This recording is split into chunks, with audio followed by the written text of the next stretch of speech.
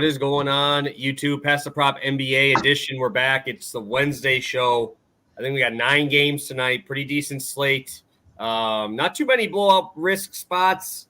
I do want to give my little shout-out here to DraftKings for finally just scrapping that late game, bro. They finally learned, like, people don't want to wait 3 hours to get to that last game of the night. And we'll just get all that stuff out of the way there. So they don't even have Toronto Clippers on there. I love that. I love that they actually listen to the consumer, switching that shit up, because that shit sucked having to wait, hour and a half, and then they make me force in somebody in that late game who just is dog in a 10-point game there. So shout out DK. I gotta get that in there. I've been doing a lot of rants lately. Maybe get a little more positivity in here. Joined as always, Stu. How you doing, man? No, I like that. I like the positive start. I'm having a good day as well. I mean, I got a mention from our guy Frank over at the game day yesterday, which was appreciated. So I woke up to some new people. Hopefully they're in here and past the prop, checking it out right now. That was nice. I saw a guy who told me that, like, he found me during the Women's World Cup, which made me laugh because I've tweeted plays every day for the last 4 years, and that's just such a random place to find.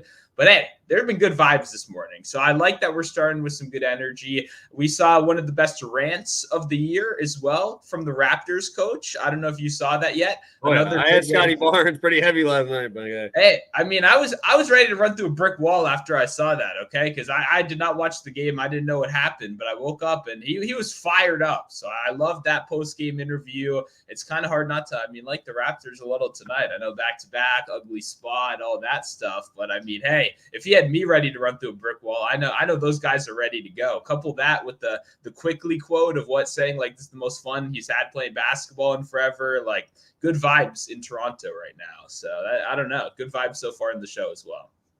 Yeah, win-win both on that trade. We kind of talked about it. It kind of fit what they both wanted. Yeah, I mean, it was kind of gross, bro. I'm not going to lie. I watched that game. As a guy who had money on Anthony Davis, I almost felt bad for the Raptors because it's like, bro, what are you supposed to do? Like, how are you not supposed to have any contact with this dude? And then anytime there was a shot on Reeves on a jump shot, they called a foul. I'm like, dude did not get fouled. That was free. He just flipped his leg out. I'm like, Max Christie getting calls. Like, come on, dude. Like I get some of the AD ones. Like AD shoots the most free throws of anybody in the league, right? So I'll give you that. But yeah, dude, Scotty Barnes got hammered on a few of those. As a guy who had Scotty money too, like those were the 2 guys I was on. It was tough to watch, screaming at the screen a little bit there, but yeah, it was kind of gross. But yeah, let's get right on into it. Get it rolling here. Stu, got a big slate. What's catching your eye here to start? Couple pretty hefty totals. Your Wizards sitting at 252, Atlanta 244, 237 down in that Clippers game, 238 in that Pistons game. We're back to seeing those bigger numbers around the league. Oh, yeah. This right here is the slate for the degenerates. You know, we have some good slates for your casual basketball fans where you get to watch some great teams match up. We have the degenerate slate today. We have back-to-backs galore. We've got some ugly matchups, some high totals. I mean, normally I'm going to tell you it's going to be a Clippers, Suns, West Coast matchup. But no, today, I mean, it's got to be either one of 2 things. It's got to be Wizards Pacers, or it's got to be Pistons Spurs. If you're part of the community, those are your 2 games today. I mean, those can be the only options, in my opinion. So luckily, they're separated a little bit by time. I'll get to watch them both. But I mean, definitely Wemby against that, Pistons mess in the first early time slot is going to be my big screen game for sure. Let's go, baby. We love to hear that. Obviously, your Wizards game will be a fun one to watch.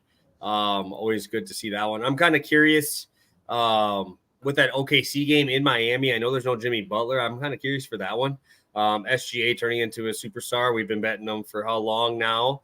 But Miami's good at shutting down those number ones, man. We've seen it with Tyrese Maxey when he was there. Without Joel Embiid for that game, they just absolutely shut him down. Very curious to see how he does in this spot. Such a volume guy, heavy minutes in Miami. I think he's going to show out a little bit there, but yeah, 32.5 points is a lot. But I mean, can you ever really bet an under on SGA and feel comfortable about it? Man, dude, he's just so good everywhere you go. Mid-range, 3-point line. free throw line, everywhere. This dude's a walking bucket. So should be a fun matchup there in Miami. Obviously, a good defense in the paint there with Bam Adebayo. Should be a fun one with Chet matching up with him in this one. It should be a fun game.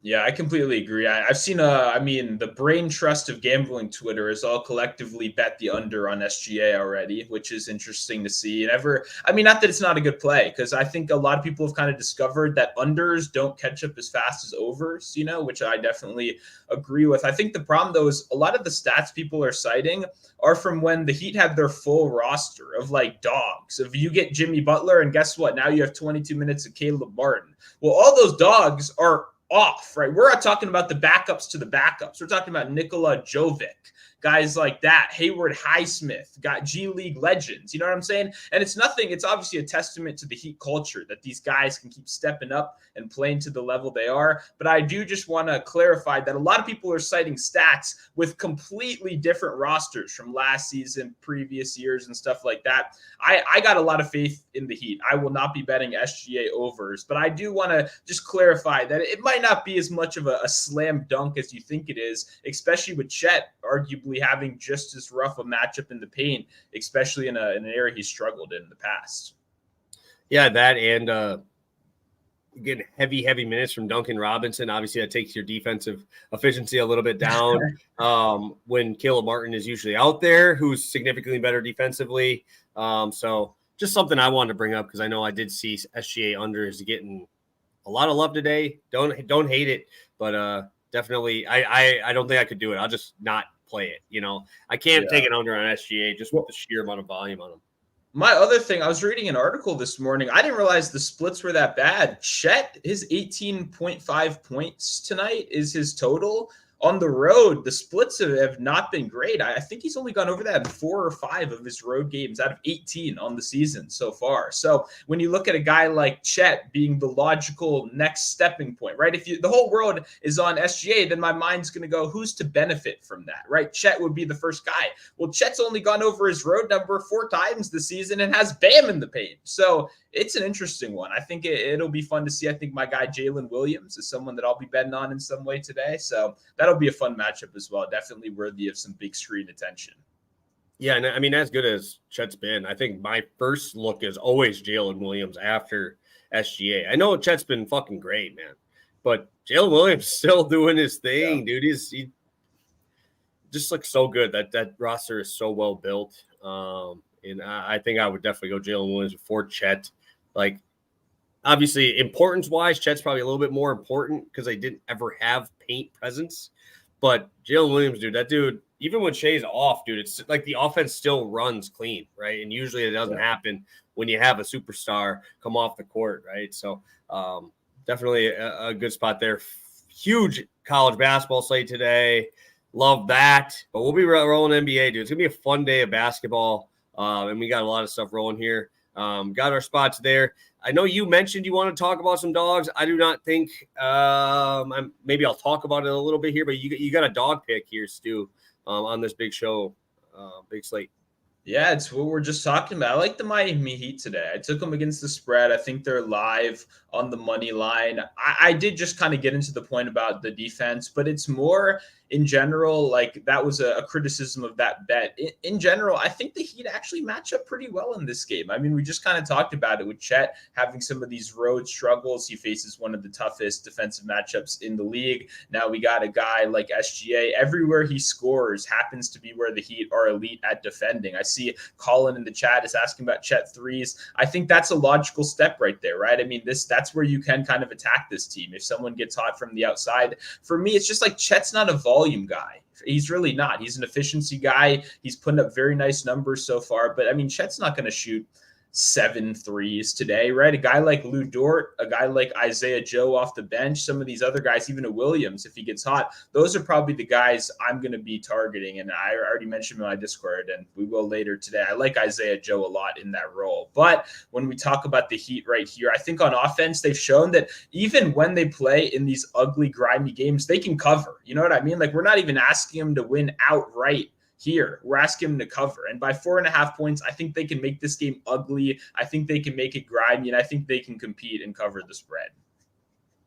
For sure. I'm going to be rolling Hornets. I think that we got a fun spot. I have a bet in this game as well. I'll talk about that in a second. But this is a tough little back-to-back spot here for the Kings. I understand Hornets are not great, right? I understand that. But you had a up and down game where you actually had to try. At one point, they were down 20, bro. They were down 20 to the Pistons yesterday. And yes, they did take the lead. Yes, they did all that and came back and won. But I don't know if you noticed this. They scrapped rotations to play those guys to catch up. In the end of that first quarter, they just pulled Harrison Barnes, didn't bring him back out for his next rotation because the boy's cooked. He's old. He's cooked. He's got torched. And then they said, hey, we'll put out Trey Lyles. So Trey Lyles got extra run. You saw a heavy dosage of Mr. Sabonis, and you got a ton of minutes to Fox there. I think this is a good spot for Charlotte, getting these guys on heavy legs, having the travel there. But usually what ends up happens in these back-to-backs is they just kind of scrap defense, right? The team on the back-to-back just like, all right, we got to go. We got to put some points up on the board early. And I think that's going to lead into these Hornets getting some early buckets. And you talk about some heaters, man. You got heaters on this team and Terry Rozier and Miles Bridges, bro. Those guys had not found a shot they don't like.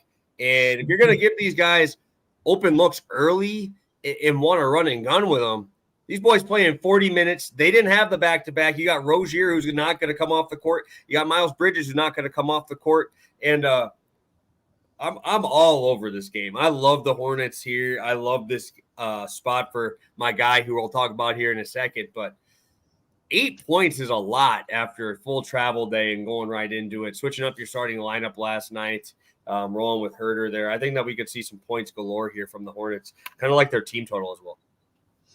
Yeah, I agree with you. I know you mentioned this one briefly to me before the show, and I was kind of on your side immediately, and that doesn't normally happen with a team like the Hornets. But I agree, it's a good rest spot to attack right here. Some guys do have some of those worst road shooting splits on that team, which is always something to keep in mind right there. This seems like a good day for dogs. You kind of mentioned like all the spreads and, it doesn't seem like we're going to have a lot of blowouts. Like these are the days with the back-to-backs where you'd almost just blindly just take every dog on the slate and just go with that. So I think there are a lot of really solid underdogs on today's slate. I think both of these are very nice. Beautiful, beautiful. Love all the support we're seeing in the chat. We'll bring up some of those questions here in a second. Kings have been terrible on back-to-backs. And I think that Charlotte's bad enough, though, where they're going to keep it close. I don't see a team blowing out somebody here. Because Kings would obviously be the ideal choice for the blowout, but they've been so bad defensively on back-to-backs. That's usually been the case for most of these teams on back-to-backs. That first half, they just let it roll. They just go, and usually what ends up happening, one team scores 70 on those blowouts. But I don't think Charlotte's going to blow these guys out because their defense is so garbage. It is a fucking terrible defense there. And Sabonis should absolutely have his way there. But you're going to tell me if you're going to start Mr. Harrison Barnes, bro, to guard against my boy? I might as well. All right, I'll go first today since I'm already hyping my boy up. Who's going to guard my guy Miles Bridges here? One thing I do want to say, I was hyping DraftKings earlier. I can't hype them for this. They put Miles Bridges, power forward center. What are you on, DK, bro? This is not a center, bro. He's not I don't think he's played a minute of center basketball this whole year. Like, I will go check. I'm pretty sure he has not been the 5 on the court for the Charlotte Hornets at all. They put at all, like 0 minutes. And now you're going to give me that? I will play him at center gladly. I do like it. I will play him there. But I'm saying he's not a center. Well, small forward, power forward. Give him that. But I really like Miles Bridges here. What I do like, he's actually kind of assisting the ball. Almost 4 assists over the last 4 games this month. Heavy minutes. As I like them as a dog, I don't think that the Hornets are going to go out there and blow out the Kings. That's the thing. I think it's going to be a close game because both teams obviously do not do much defensively. If he was center, I'd be kind of worried with Sabonis down there, just giving him that work. But Nick Richards obviously going to be on that matchup. That's going to be a tough matchup for him. they're starting Barnes at the 4 most of the time there. You have a really subpar guy there and Kevin Huerter on the defensive end in that small forward spot. So if those are the 2 guys we're working with here defensively, you get Malik Monk off the bench possibly. I mean, I just don't see a guy guarding him well. Even Trey Lyles, like all of these dudes, I don't see matching up well with Miles Bridges. You got Fox up top on Rozier, which is a little bit better matchup defensively for the Kings than any of these spots here with Miles Bridges. If you're going to give me this guy at 38 to 40 minutes in competitive matchups, I think he absolutely smashes this number. He hit this number against these guys a couple games ago in Sacramento. And again, they did beat the Kings in Sacramento a couple games ago, right? So obviously you've seen him do that. He shot well. I understand that. He shot 50% from the field, 50% from 3, but still grabbed only 5 rebounds there. I think he's going to grab a little bit more. We've seen his rebounding numbers pop off. We've seen an 8 rebound game, a 9 rebound game in just these 4 games this month. And that's something we talk about here when we're backing guys. We want them to be able to pop off in all of these numbers. We've seen multiple 5 assist games from this guy over the last 4 games here. So ton of minutes, should be 38 to 40 in a competitive matchup. And even if this game does get a little bit out of hand, his heavy rotation to start the game and start that third quarter, I think he's still going to get into the mid-30s, even if this does blow out. And if they're blowing him out, he's probably got a pretty big thing to do with it, because I don't know who else is going to go out there and do it. You're going to be relying on Mr. Nick Smith off the bench scoring you, little Bryce McGowan scoring. No, it's going to be Rozier and it's going to be Miles Bridges. That's where they're relying on almost all their points here. And 26.3 points per game over these last 4 games. And mind you, the last 2 games against very, very slow and good defensive teams there in Chicago. And they went to Denver and to Sacramento. Now they're at home, and he was still averaging over this number, 26, 7, and 4. I'm all over Miles Bridges here. Just think these minutes are going to be tough to really get away from. If I'm getting 38 to 40 in this matchup with this pace and this total, sign me up for some Miles Bridges, baby. Let's go. Yeah, I completely agree. I mean, you kind of mentioned it when you talked about the defenders, but like one-on-one, I mean, Bridges, like – there's no one that can deal with him down there, really. Like, he's kind of – I like that you did PRA specifically, because, like, even if they are defending him well on the points, you know, then we're going to see the assist and rebounding go through the roof. He's one of those guys that we always talk about. You want to have a spike potential in multiple categories, right? We want to have a high variance game and assist sometimes and rebounding sometimes. And Bridges is one of those guys that, like you said, there's no depth on this team. There's no other choice. Like, it's clear who the usage is flowing through here. And obviously now we have a high-paced matchup against team struggling on back-to-backs. It just seems like a great buy opportunity for a guy that's playing well right now. Yeah, nobody's really talking about these guys, because why would you? You'd be talking about Terry Rozier, right? Terry Rozier is getting all that love, and mind you, he deserves it. Bro just dropped 39 in that last game. He looked fucking great.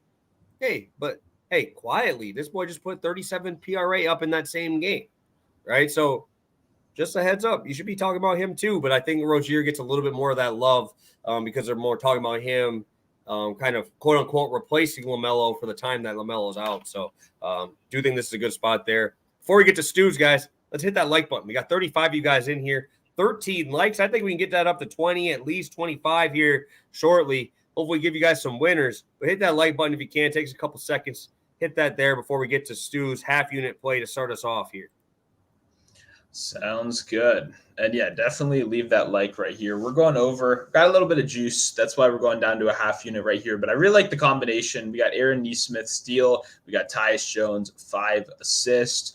We'll start out with Tyus Jones right here. When you look at it, I mean, man, like this is one of those numbers where if you just go through every single game, if we're just getting 25 minutes, he's hitting this. If we're getting 21 minutes, there's a good chance he's either close or hitting it. Like we just need that like baseline of a close game. And that's been, if you don't know, I'm obviously a huge Wizards fan. I bet on the Wizards player props more than anyone else on Twitter over these last 4 years. That's a guarantee, right? And this year is the worst because truly the rotations are insane right now. Like they're actually crazy. They're a lot less predictable. I like first quarter assists. That's what I was initially going to go at, but we didn't have any alt lines. So I went to this combination a little bit more, because I do think that this is one of the few games where we're not looking at a blowout here, right? And that's kind of a rare situation for Washington. And I think that makes Tyus Jones very interesting to run the ladder upwards as well, a double-double candidate, I think 100% in this game. And when we look at what happens when these two teams face, right, it's a high-paced matchup. And Washington was even able to contend solidly earlier in the year with Halliburton absolutely destroying them. They had no answer for him. When you look at how this team has survived post-Halliburton, it's not been as pretty. They have not been a team that's looking like they're going to blow out anyone, let alone cover an 8-point spread. I mean, if we want to talk about underdogs, I'm not big on betting the Wizards. If you were to do it, I would recommend doing it in the first half, or maybe even first quarter. They tend to start kind of strong and then absolutely fade away. So just a little advice if you want to bet that. But overall, the spread is just a little too high. I think we get a close competitive game. And that's really what matters for betting Washington props, whether you're talking about a guy like Jones or a guy like Gafford, who I see is super popular as well. It's all about the minutes. And for me, I think we're going to get a competitive game right here. And if we get a competitive game, I think 5 assists is obviously a given right here. So, I mean, I think the handicap is as simple as that. Obviously, I can tell you how amazing the hit rate is when he plays 25 minutes. We're over 85% since the All-Star break. We're over 75% on the full season. I just think at the end of the day, you're getting some good value on the assist right here. Wow, that's interesting. Minus 120 on MGM. Definitely go play that. I'm surprised on what the juice would have been taken off, whether it be the steal or the assist category, because obviously the assist for me was minus 360 around,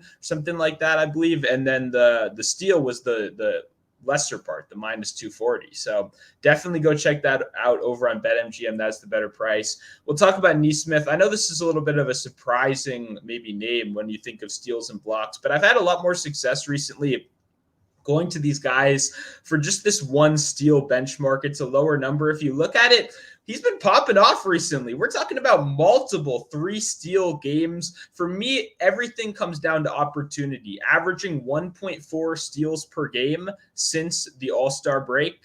Yeah, ESPN does have a very good line on that. I did see that one a little bit earlier. I was just very surprised by the MGM one right there.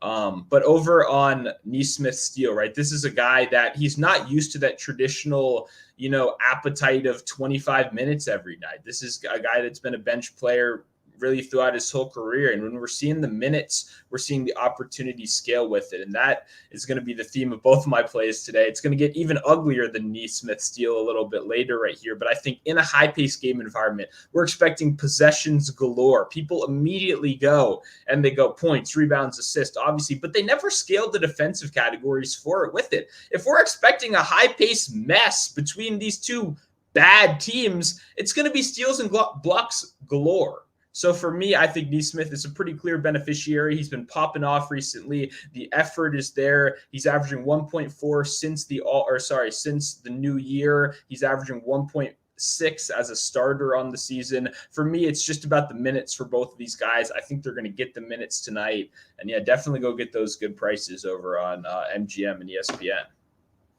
Yeah, beautiful. A dumpster fire would be an understatement of what this is going to look like, guys. This is like one of those college games where it's just, back and forth, terrible offenses, but the pace is so high that something's got to go down. So should be fun. Obviously a good game, 250 something total. You're going to want to have action in it. And obviously with no Halliburton in there, just leaves so many minutes to be there. So good looks. And Neesmith's going to probably be asked to be guarding, like a Kuzma in there probably. And obviously Kuzma going to play heavy minutes. So going to be out there a lot. Yeah, 36.5 is fine for sure. It's interesting. I'm opening it up. It's still minus one. It's now minus 145 on DraftKings. So it's moved the other way on DraftKings, and then it's moved 20 cents better on MGM. I have no clue why that's happened, but definitely want to go and bet over on MGM, or if you have ESPN. Yeah, if you could, Josh, could you post what the lines are individually for each of those? I'd be very curious to see what the discrepancy is on the assist and steal to what Stu's getting on DraftKings. If you could post that, that would be much appreciated as we get it rolling here. We're at 19 likes, guys. Appreciate it. We'll keep it rolling. 31 of you guys still in here joining us. I'll get to my play here. All righty, boys. This is Bojan. This is not Bogdan. This is Bojan. I know you got to make sure you lock that in and make sure we work on those. I'm going to continue rolling with this dude. What I don't understand is a lot of the numbers have been pushed up for a lot of these guys. When you look at like Duran, when you look at Jaden Ivey, Killian Hayes, all these dudes are getting pushed up. Bojan's not getting moved up that much for what he should be moved up for with the usage rate and shot attempts, right? Obviously, I'm throwing in rebounds because he's actually had spike rebounding games. There's been one game that he didn't, and that was a huge blowout against Houston and one against Denver, right? So those are two games where they got absolutely blown out. Fortunately for us tonight, they're playing the Spurs, so it should be pretty competitive here. I did like to see the heavy minutes that he played yesterday. He played 33 minutes, even though they lost by 21, 26-5 in that spot. But this dude in a competitive game is going to play 36 minutes, and that's before Cade went out. So we have yet to see a competitive matchup with Cade out. So I'm excited. I'm this play has the upside here. This is where you have a little bit of the unknown, but you know what his job's going to be out there when he is out there, right? He's going to be out there shooting shots, attacking, right? Only 14 shot attempts to get 26 points that night is phenomenal. He's going to be shooting all those tech free throws. He's phenomenal from the line, very good shooter. Do not think the Spurs are going to be able to get out on the three-point ball. They've struggled with that all year. I would much rather be shooting threes than messing around with Wemby, right? So, I mean, that's just an easy way to get around it. For me, I wanted to do rebounds here because when you look at Duran, the dude is just an absolute vacuum. The dude grabs everything down there. But if we're going to have defensive rebounding opportunities where Wemby might be on the outside, Duran can't just sink off of Wemby. Wemby's going to be able to shoot that outside three. And maybe that's a look for me today where I ladder up Wemby threes because Duran might not be able to go out there and wants to protect the paint. Maybe that I'm talking myself into a long shot already because I don't have one yet. So maybe that's my long shot. But if he does sink off, they're going to get torched. If he does go out there, which he's going to have to, I think Bogdanovic grabs 4 to 6 rebounds tonight. And if that's the case, for me asking Bojan to score 20 in a spot where he scored 26 last night on 14 shot attempts, I think he should be getting 20 shot attempts. This is probably our number one scorer. And I don't know if there's really an option here for a number 2 without Cade out there. I really don't know who you'd say is the 2. If it's yesterday it was Ivy. Ivy did phenomenal. But I'm taking Bogdanovic over Ivy as a 3-level scorer all day there. And I'm all over Bogdanovic today. I want to play his points, but I think that the value on those rebounds are going to be there. We've seen spike performances throughout the year. If you just want to look over the last 5 games, he has a 7-rebound game in there and 2 5-rebound games in there. So has the opportunity. This also could be one where you do see Duran get into foul trouble. He does. I don't know how he's going to be able to handle Wembanyama, dude. I think this is a tough spot for him because he's usually the biggest and baddest guy out there. And yes, he's going to be able to bully him on the offensive end, but defensively, you're going to be in a little tough spot here. So definitely could see foul trouble on that end. Even if he doesn't, I think Bogdanovic should be getting 33 to 37 minutes in this spot. The last game you can look at is probably the Warriors game. He didn't shoot well. Cade went off. But he played 36 minutes in a competitive matchup there. And without Cade, maybe you start seeing that get up to 36 to 38. So heavy minutes, fun game environment, terrible defense on the other end, and the best defender on that side, and most scared guy that you're going to be afraid of is Wembanyama. Give me Bogdanovic from the outside hitting threes and maybe grabbing some more of those long rebounds. Yeah, no, I like the opportunity right here. You kind of nailed it. I mean, the opportunity is really what we're asking for, and no Cade Cunningham in town anymore. This is the guy. And I mean, finally, we get a close game. It's the same thing I said with the Wizards. It's like very hard to look at the game log and to look at the stats for these guys when like half of the games are just completely not competitive, right? We're finally expecting a competitive game right here. Good opportunity for both points and rebounds. I think, this is a great spot to attack. Yeah, I don't know what this means, but that's how you spell his last name. It's Bojan Bogdanovic, and Bogdan Bogdanovic. So that's the tough part, is Bogdan's literally the first half of his last name and his first name, but we're going with Bojan from Detroit here. This is the Detroit Bojan, but he does spell it. That I did look multiple times for my spelling accuracy on this one because I knew it was going to come up. So I'll make sure it is Bojan there on that one. Larry's bringing up it is minus 375. I feel like that would be closer to minus 135. Yeah. That's weird. It must be the Neesmith steal, but I'm looking at FanDuel. FanDuel's minus 146. So it's good market separation right there. I appreciate you guys finding those, MGM and ESPN numbers, because that's definitely good to have right there. It must be the Neesmith steal then. Beautiful, beautiful, beautiful. Stu, let's get to that last one, and then we'll look at some of these questions in the chat.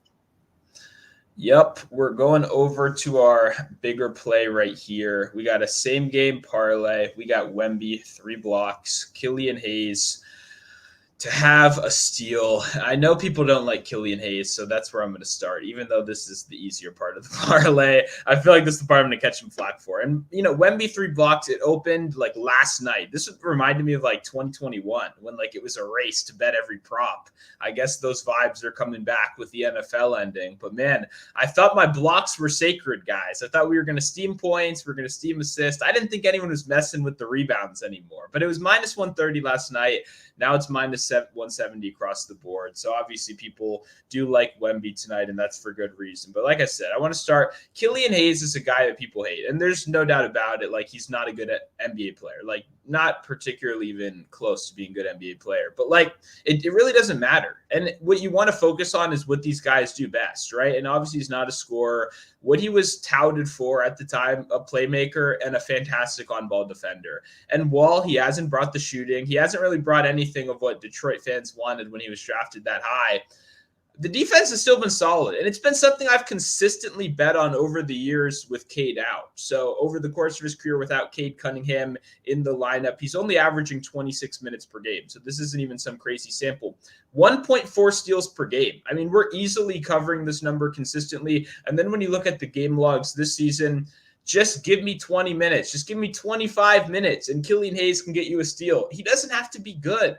Like, he's not been good. You know what I'm saying? All these games that you're judging him on, he's still hitting this number when he gets to that 25-minute benchmark. So for me, I think Hayes is going to continue to see the court. There's really no reason to not expect it. I mean, obviously, no matter how much Twitter complains, he's part of the rotation right now. And if he's going to continue to just see that benchmark of 25 minutes without Cade Cunningham in there, then I think the steal opportunity is going to be through the roof. I didn't even mention the matchup. We're getting a close game right here. We're getting 2 young, sloppy teams. This is going to be a steals and blocks fest.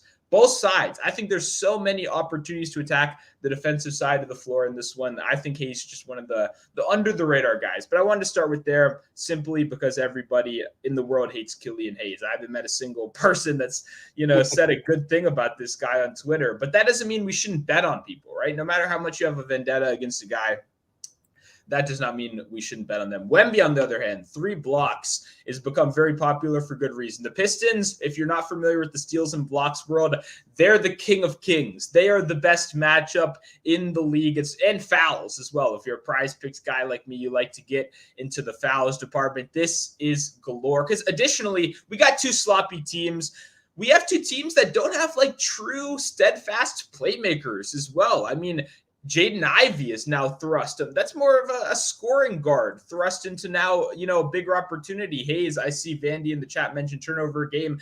I think Hayes turnovers just as well as steals could be very nice. The natural playmaking has not been what people expected when they drafted him a couple of years back as well. So for me, I think this is a defensive game galore. When we look at steals and blocks guys that have faced him, oh my God, Lopez, 5 and 4 blocks, Kessler, 6 and 4. We saw Chet, the other rookie, have 4, which I bet against in that game as well. You just love getting these block guys in this truly elite matchup right here. And Wemby has actually only gotten so much better when they moved him to the center position. That's really the big thing. I mean, if you've been betting his props, it's been through the roof recently because now we're getting more opportunity at the center. He's the anchor of this defense. We're getting more reps there. I know he's limited to 25 minutes, but he's been crushing this number on his minutes limit. I love both of these guys on defense. I'm glad it's plus 116. I think we're getting some good value on Hayes. I know the the good number on Wemby isn't there anymore. It's, minus 170 in the parlays now. But I really think Wemby's going to go over this 3 blocks number. And man, if he wasn't on this minutes limit, this would be like, give me 6 blocks, give me 7 blocks kind of game. But I do think the 3 is a fairly stable benchmark he should be able to clear. Yeah, dude, this game's gonna be fun, man. I'm pumped for this game, and maybe we do a little same game parlay, 3 blocks, three threes or something, bro. Maybe something like that. 4th blocks, 4 threes. I don't know if they let you ladder those blocks up too much, though. Yeah, I don't think right now is much later, closer to game time. But completely honest, I was actually going to ladder the 3s and blocks, or I was going to combine them for my play here. I just think 3 is such a high variance play, no matter what player. The 3s are going to be variant. So if you've watched the show for years, actually, I've tried to really avoid using 3s in same game parlays outside of a couple special occasions, just because of how high variance they are. So I agree. I definitely like it. I'd just rather go the long shot direction than the, minus 110 direction. Well, for sure. All right. Let's recap first. We'll get to some questions then after. All right, I'll go first here since I posted the first one. And we'll go Miles Bridges over 35.5. Also going with Bojan Bogdanovic over 26.5 points plus rebounds. And then over to you. Sounds good. We went over to Victor Wembanyama, 3 blocks. We got Killian Hayes, 1 steal. That's a same game parlay plus 116 over on DraftKings. Then we stay on DraftKings right here, although you should not stay on DraftKings. You should go to BetMGM or ESPN Bet. Get Tyus Jones, 5 assists, Aaron Nesmith, 1 steal, playing that for half a unit. Like I said, get that minus 120 over on BetMGM. If you got minus 120, would you play this for a full unit? I think so. Personally? Yeah. Okay. I think so. Just for those guys who do have that opportunity. All right, let's take a look at some of these. What is your thoughts on Jalen Johnson tonight? We have points, rebounds as a thought here for Colin. Yep. Points, rebounds is really the only thing you can play with him because that's really where you're going to see the variance high enough to get you where you need to be. Rebounds just been a big bet, dude. This guy's been grabbing a ton of rebounds. Shout out Wisconsin, another Wisconsin product out there in the NBA putting up numbers. We love to see it, obviously, along with Halliburton, Hero. Jalen Johnson's one of those guys. He's one of those dudes who's from the area. So love to see that he's playing well. Probably the second best guy on this team at this point. Yeah, I mean, it's obviously Hunter for a while has really opened up that opportunity. And man, I mean, what's the deal on Capella? I read iffy earlier as the quote, so I'm guessing that's game time decision. I mean, what's that number without Capella? Oh my God! I mean, you kind of nailed it in your comment right here. If he is good, exactly where Philly is bad without Embiid. They're weak in the paint. I think his aggressive, athletic rebounding is going to be a problem for him. He's just who's going to even guard him? I mean, if we're talking about Tobias Harris on the other side, I mean, give me all of that. You know what I mean? I like the opportunity right here. My biggest problem with Johnson is still in the back of my head. I'm looking at these numbers and I'm just going, holy shit. He's just in a fucking center. 9.5 rebounds for anyone is crazy. A shooting forward, I mean, I don't know, a 3, a 4, it's crazy. So at the end of the day, I don't know, man. It's looking at those numbers a little scary. Yeah, no, I always laugh at you when you say shooting forward because it's only like once every like 50 times you say it, but it's always like because we always talk about the shooting guards and I'm like, we'll get there. We'll get there. Okay, it's okay. It comes out every once in a while. Try to pivot fast. Ooh, somebody bringing up your boys here. If you had to pick 1v1, let's just say points, rebounds, assists. What are we picking? Not even for their line, just like are you going to Kuzma? Do you think that that's gonna be the guy here, or do you think that we're gonna see just a pool party trying to pull up from 50 against this garbage defense? Well, I think for me, Kuzma is probably the answer. He's like so much more reliable. We're like, it's this thing of you're always in the fight with Kuzma because the volume is crazy and there's no one competing with him. Poole, like 1 every 3 nights is just taking like 10 shots. And he just had that recent run where he's putting up like 10 points a game. So for me, it's like, of course we have a good matchup right here. I mean, this just because Halliburton's out, the guard defense is solid on the other side. I don't know. Nemar, I mean, what's his name? McConnell is so McConnell's fun a pest, too. bro. He's a pest.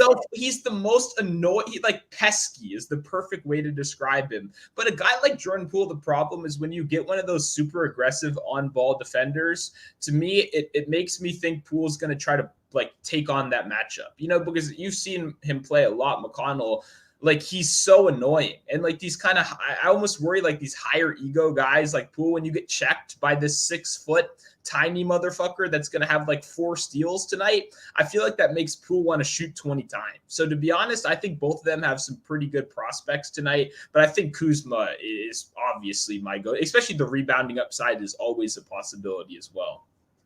Yeah. And this is a good bring up. I looked at one of the games already.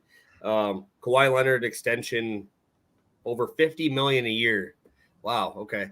I looked at one of these games, and Jalen Williams was in foul trouble last year when he got the triple double, which is definitely going to inflate this number.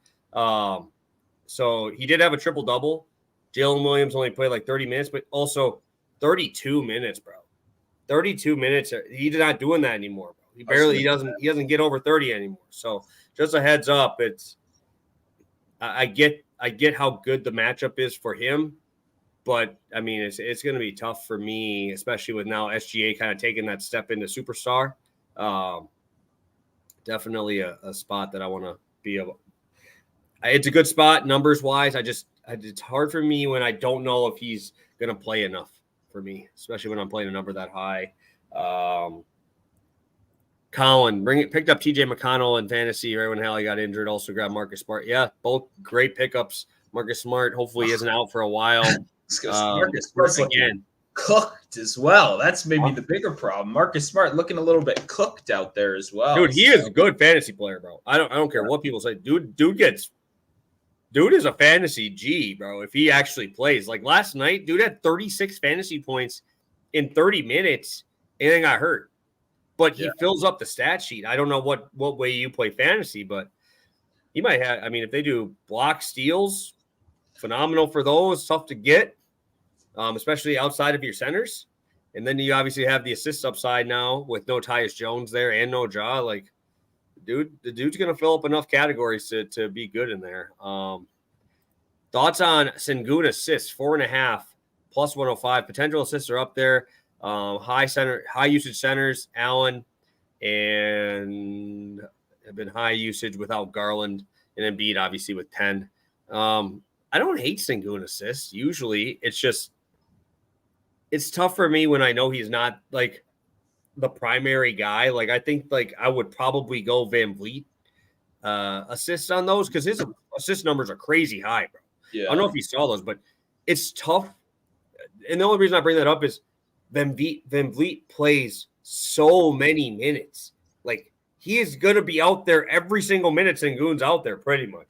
This boy's going to run out for almost 40 minutes. So that's the only reason I'm a little bit nervous on Sengun, even though he does have a great matchup here. It's just I wish he would be the primary guy for a little while. Like when you look at these other centers that kind of play that same way as him, Embiid gets time without Maxey on the court, right? Maxey's playing the mid upper 30s, but they kind of alternate him there. You got Sabonis, who gets a ton of run without Fox on the court, getting to be that primary facilitator there as well. And it's just tough for me in this one, even though I do like that plus money a lot. Yeah, I think it's tempting. I honestly think that's a good look right there because the only thing the problem is like centers can get like they can get kind of easy, cheap assists from like nice dribble handoffs and stuff like that. But like the Bulls like screen navigation is so good. Like they kind of cut off some of the easy stuff like that. But seeing these other guys have success recently is definitely a good sign. So that's kind of the one worry that would immediately come to my head is that some of those easy center steals that you don't think about as much are kind of cut off by some of that, strong guard play on defense, eliminating some of those easy pick and roll spots as well. Maybe hit it back, a pick and pop. You got a little steal in the middle right there. So I don't hate the spot at all. I think it's pretty solid for plus money right there. Only other thing I'll say on this is these guys probably played against Drummond too. Vucevic is back, bro. Sengun could go for 30 if he wants, like actually scoring. Vucevic sucks. defensively, bro. Like, you got to remember, Embiid used to bullying dudes. He ain't bullying Andre Drummond. Jared Allen ain't bullying Andre Drummond. They can bully Vucevic. That's what I'm saying. Like, it kind of changes the way you can do things. Like, I think a Drummond like Duran, bro. You're just not going to move the guy. You can't move him. He's so big, so wide. Yeah. Like, you're going to kick it. Like, you're going to get that and then kick him because you're really not going to be able to move him as much. And that's how you kind of get those assists. It's just Vucevic will get bodied by Sengun can do whatever he wants. So, yeah, if you want to put it in that aspect where he's going to have the ball in his hand, but Sengun could get 30 and 10, because Vucevic is terrible, bro. Like, defensively, at least. He obviously does his job offensively, which is the only reason he's still in the league, but just another way to think of it. Yeah, no, that's very fair. I mean, it's always good to look at things with as much context as possible. I see Luke, too, in the chat. You guys taking Charlotte +8. That's my dog of the day. I don't know if I'm going to bet it, but if I was going to bet a spread, unfortunately, this is past the prop. We don't bet spreads much, but NFL dogs, we made some money here. I mean, there's just so high variance in NBA. It's tough for me to bet spreads, but I do think if I was going to bet a spread, it would definitely be Charlotte. Yeah, I'll be taking Charlotte tonight. I'll probably have a little Charlotte, Wizards, Heat, round robin, looking for maybe one more underdog to add in there. But I think the dogs are going to be barking tonight. All right, Stu, last question, then let's get to our long shots here. Thoughts on Tatum versus Minnesota tonight? Bad travel spot for the Wolves. Average 32 points over the last 7 games, 25.5 and 6 to 7. I'm assuming 25.5 is his line. It's tough because I'm seeing a lot of guys sitting. You just saw Gobert sit, or Gobert questionable. Connolly sit. This game is getting into blowout potential risk in Boston. Spreads at 10. This is tied for the highest spread of the game of the entire day. And if they do sit Gobert here, where he came out as questionable midday, which is never a good sign, I mean, if he doesn't play, dude, this could be big. This spread could balloon to like 12. Yeah, I mean, it's already 9, which is kind of crazy. I mean, that's the one dog I really don't like just because of the travel stuff, the unfortunately, just the line's kind of gotten away right there. But I don't know. It's always tricky with a blowout, right? Kind of managing it. I mean, first quarter props is normally my kind of pivot when I get worried about the blowout. So I would definitely take a look at that. But I would say it's a solid number. But I same concerns as you of just kind of like it's going to be an ugly, grimy matchup no matter what. Now we might have a couple starters out. We might not see our full, minutes rotation. That's definitely enough of a red flag for me to probably sit it out. And mind you, who do you think McDaniels guards tonight? Oh, that's a good question. Him or Brown? I mean, it's probably him, right? I mean, it's probably with the side. I mean, it's just kind of almost like who's on the court is pretty much the answer to that with how they stagger it. But I mean, Tatum will, get the main, brunt of the tough matchup. Yeah, McDaniels is fucking nice, man. That defense changes so much because obviously Ant's a good defender, but he's not on the level of fucking Jay McDaniels, dude. That's a really good defense, bro. That's a really good defense when they're all healthy. All right, Stu, what's your long shot here? Let's get it going. Yeah, I mean, this is a day where I'm going to have a couple long shots, but we're going to start out. We'll go over to FanDuel Sportsbook. We're going to go Isaiah Joe to have 4 threes at +500. And that is in that Heat Thunder game I talked about earlier. I made a comment about some shooters in that and how Chet doesn't have the volume. I mentioned Lu Dort. Somebody mentioned that I should not be mentioning Lu Dort. That's because I called him trash earlier in my Discord this morning. And it's because every time Lu Dort gets in one of these situations where like the opposing team takes away the primary scorer, it's so obvious to bet Lu Dort because he's there, he plays defense, he earns his minutes.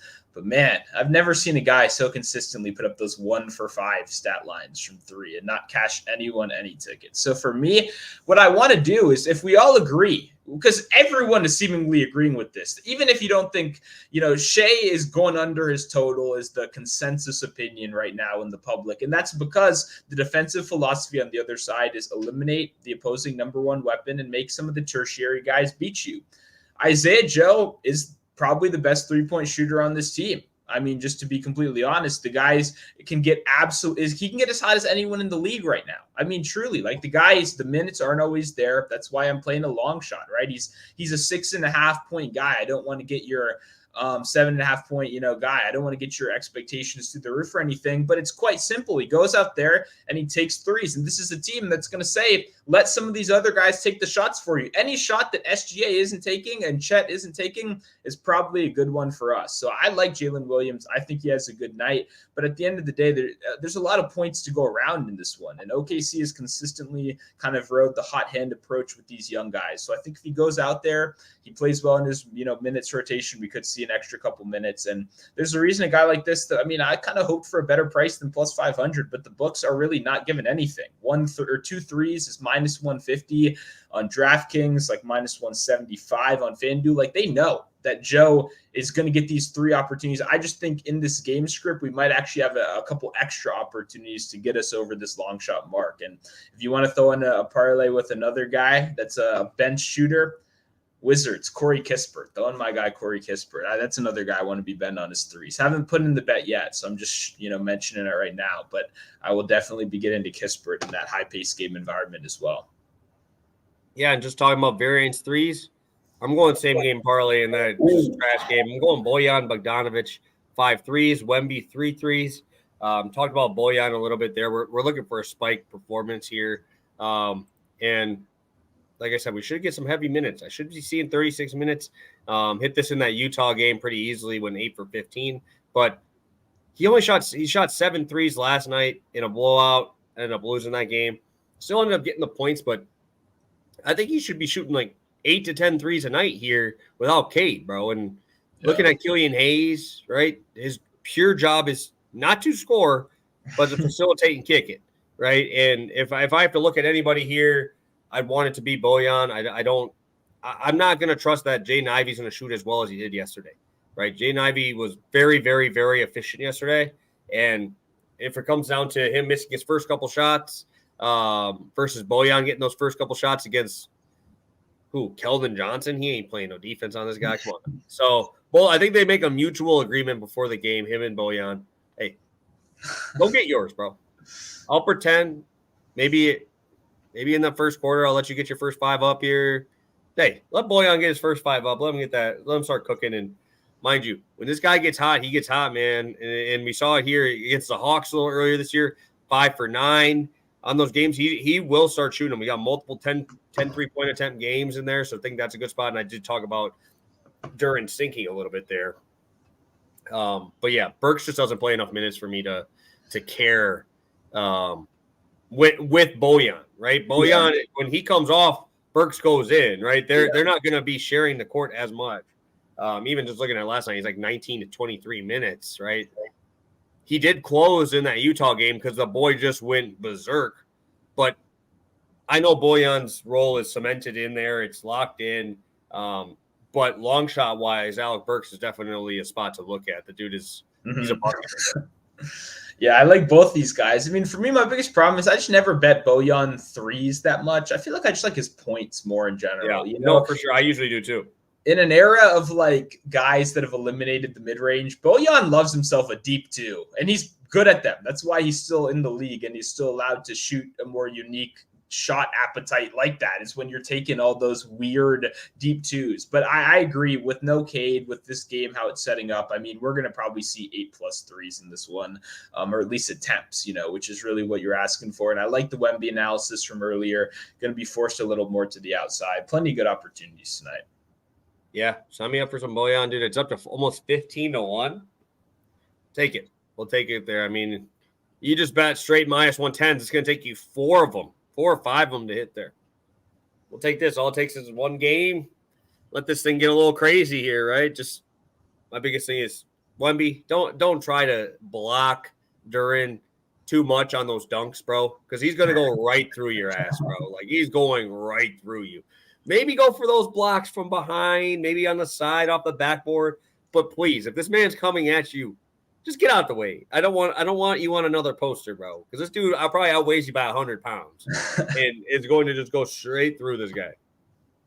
Oh yeah, gotta love it. And I see Terrence put together the little mega parlay as well. Definitely like that. And two, if you want to have another one, I put together Joe 4 threes and I added in Kispert 4 threes. That gets you 35-1. Oh, I mean, wow. I think that's pretty nice for two bench guys that only get asked to shoot threes. That's their whole job. That's the description. If you look them up in the dictionary, that's what will be there. So I definitely like these spots. And wow, I see Sean. Man, I got to get my grandmother to sign up for fucking BetMGM. I'm getting crushed today. This isn't a good feeling, okay? But 140 on BetMGM. If I could bet more than $7 right now, I'd be slamming it, but I can't. So it's very unfortunate. They normally don't beat DraftKings on combos, though. That's interesting, man. Okay, well, that's on me. I feel I take this as very seriously. You know, I want to get people the best prices, and for BetMGM to begin us the best prices, both of them today, that's catching me off guard. But I appreciate you shouting that out. Definitely want to get that combination over on BetMGM if possible.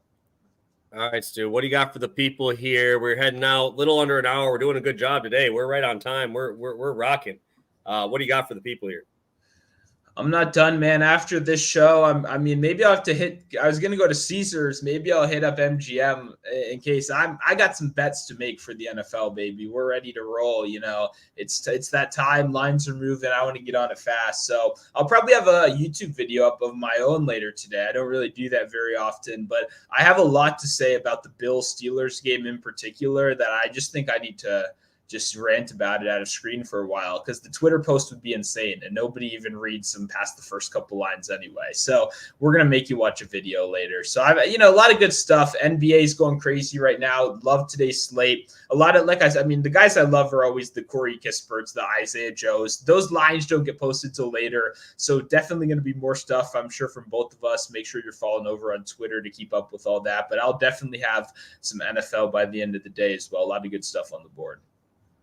Beautiful. Yep. Love it. Love it. Love it. Obviously, I posted YouTube play of the day. I didn't even post that out on Twitter yet. So it is on the channel that you are looking at right now. I do have my play of the day, 1.5 unit play today, my guy. We don't do those very often on the college market. Looking forward to hopefully cashing another one there. 30-13 to start the season, boys. Let's stay hot. Let's keep it cooking there. Again, last little update here. We got 30-something of you guys still left in here, 57 minutes later, 23 likes. Let's get it to 30 on your way out. Just hit that like button. Get us out of here. 30 in that live chat would be hype. We'd be very happy with that. But, yeah, we got that other post out there. I'll be looking for – I haven't seen you on YouTube in a minute here, Stu. So looking forward to that. You have to send me what you're talking about so I can go lock those in as well. But, yeah, have those plays. Got college basketball ready to roll. It should be a fun night. 3 total free plays out there. If you want the recap, go back about 6 or 7 minutes. That'll be where all of our recaps are for our 4 straight bets, and probably a little bit earlier to find those dogs of the day. So, Stu, is that everything for you? Are we good to go? Yeah, I think we're good to go. I think we got everything. All right, awesome. Thank you guys so much for tuning in. Friday, NFL stream, big one here. Playoffs starting, 6 games to break down, and obviously a lot of props to talk about. So thank you guys. Again, hit that like button on your way out, and we will see you on Friday, same time, for NFL Pass the Prop.